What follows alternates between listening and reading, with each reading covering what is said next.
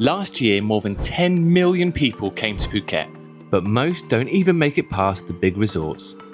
We wanted to see what else the island has to offer, so we based ourselves in Rawai for a month, the picturesque southern tip where life moves a little slower. By the end, we discovered if there's a reason why it stayed off the radar, or if we found the perfect place to stay in Phuket.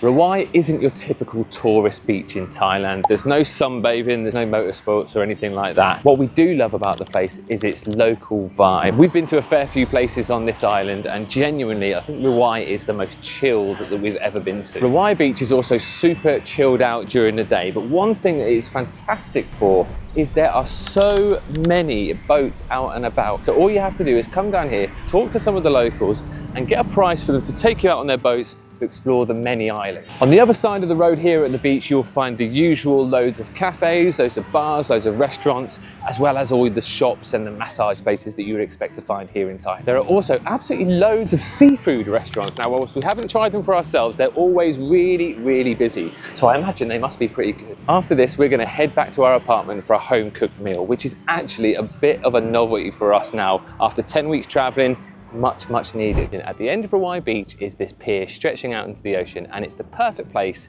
to come and take in the sunset. This afternoon we've just come for a stroll on Harn Beach. We jumped on the scooter, took about 5 minutes from Rawai Beach. The first time that we came to this beach, we actually said it reminds us more of what you'd expect of a Greek island. It's a small bay, quite different to some of the more popular beaches in Phuket, like Patong and Karon, that are just lined with big hotel chains. This one literally just has one hotel right down on the north side, the Harn Phuket Hotel. It looks pretty nice actually, so maybe check that out if you're looking for somewhere to stay down in this area. Other than that, there's not really any buildings along the strip. There are a couple of spots that you can grab yourself a sunbed and an umbrella for the day if that's what you fancy. They're only 200 baht to hire for the whole day. Other than that, it's just full of people enjoying having a swim in the lovely warm waters, relaxing with a towel on the beach, or like us, just having a stroll along the bay, which is probably about less than a kilometre in total.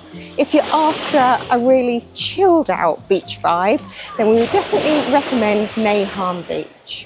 This afternoon, we are taking ourselves on a mini adventure. We're going to go on a hike. We love hiking back home in the UK, but we don't really tend to do a lot in Thailand. I think maybe because it's usually so baking hot and the trails are perhaps a little bit more wild. We found this trail, it's about 4 miles long. We're starting near Harn Beach. We're going to be taking the trail upwards towards Black Rock Viewpoint, and then fingers crossed it should be a fairly gentle descent, finishing off coming right round along the coast. A few moments later. So there has been a change of plan. We got 5-10 minutes into the walk and we knew it was going to be wild, but we didn't expect to be greeted by 2 growling dogs, very much guarding the pathway. So we wimped out, but we're not going to give up. What we're going to do is take the route in the other direction. So we're going clockwise now. We're going to take the coastal path along to as far as we can go, and then we'll literally just turn around and come back on that same path.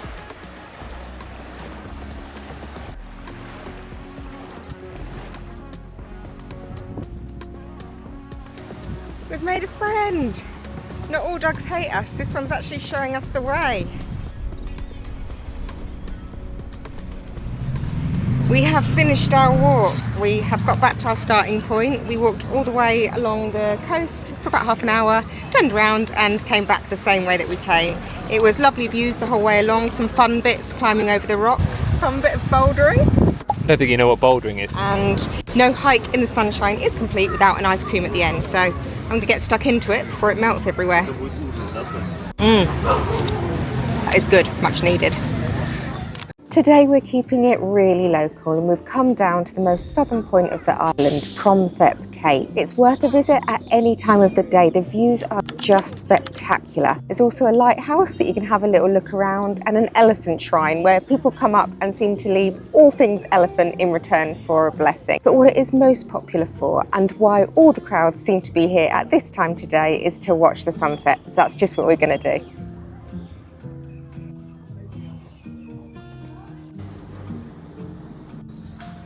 Definitely worth coming up to the top of the lighthouse because you've got the 360 views, and this way you can actually see all the way across to Rawai Beach.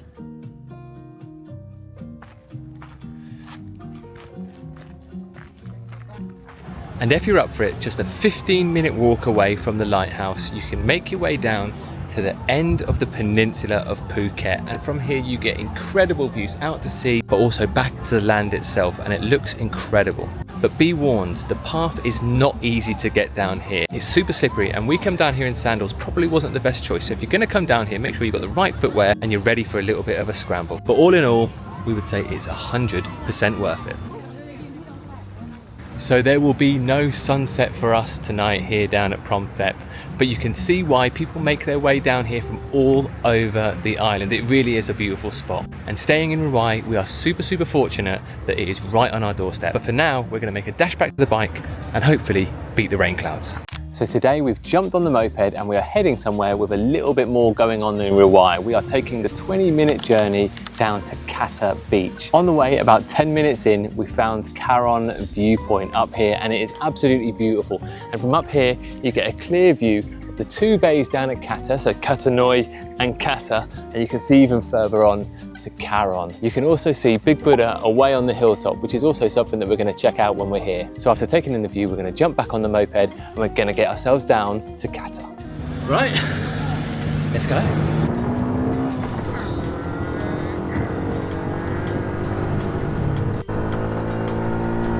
So we've made our way down to Kata Beach and it is super busy down here, but for good reason. It is absolutely beautiful. There's a lovely breeze down here today, so not surprising that everyone's headed down to the beach. It is a huge 1.5 kilometre bay essentially, and it is absolutely lined with sunbeds, so you are not going to be stuck for choice if you want to come down here and spend the day and grab a bed. But whilst there is a breeze, it is still baking hot, so we're going to make our way into the town, grab a drink and try and grab some shade. Whew.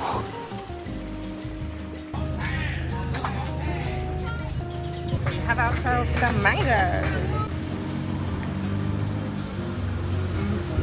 Come on. That's so refreshing.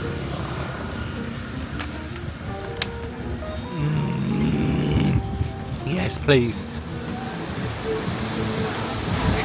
We've had a go of this somewhere else before and it was really fun, but it's so much harder than it looks, so he's actually doing pretty well. So here we are at our last stop of the day, Kata Noi. Noi meaning small, and it is just that. It's definitely the shorter and the quieter of its neighbours. I expect that this would be the perfect place to come and watch the sunset. It's west facing, so you're going to get the sun setting right over the sea. We're a bit early for that today. It is only 5:30, but seeing as it's only such a short drive from Rawai, we'll definitely be back to catch that another evening. As Ian said earlier, one of the main reasons that we very fast started to look into staying in Rawai is because we found that the accommodation seemed to be just far better value for money. We're staying in the title Rawai, which is literally right on Rawai Beach. We're staying in a one-bed condo that we found on Airbnb, and it's around 40 English pounds per night. That's about 2,000 Thai baht. One of the great things about staying in this type of accommodation is the facilities. So this one has got a gorgeous swimming pool, and there are so many other options around. I know the one next door has got a gym if that's something that you're after. There is plenty of space to park your bikes. Got a little seating area around a lake. I saw a little terrapin in here earlier. Wonder if I can spot him. Oh, here he is. He's camera shy. So here we are, our home for the week. We loved it from the moment we arrived because it's so clean and modern. We've got our little kitchen here. We've been preparing a lot of our own food because we got ill in Koh Tao. Oh, is it possible you ate food that contained animal waste? It's possible. Our little seating and relaxation area. Ian, hard at work? Hello. a balcony there, and then through to a separate bedroom, which is actually quite nice and spacious, and then through to the ensuite bathroom. And now, on to the second half of our stay in Rawai. And then before we know it, we're at our next place. Amazing villa for 8 of us to hang out. Say hello, everyone. And these things are available for about 150 quid a night all around Rawai, so there is loads of accommodation to choose from. So there you have it, the reasons why we found Rawai the perfect place to stay in Phuket. If you've enjoyed the video, please give it a thumbs up and subscribe to our channel for more of our travel adventures from around the world. Thank you so much for watching, and we'll see you on the next one.